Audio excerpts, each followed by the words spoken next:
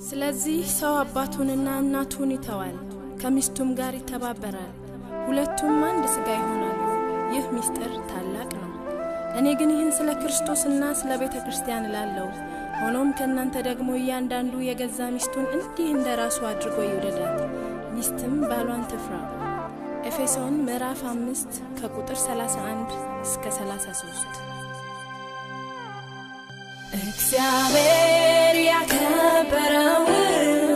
ሰው ያክብረው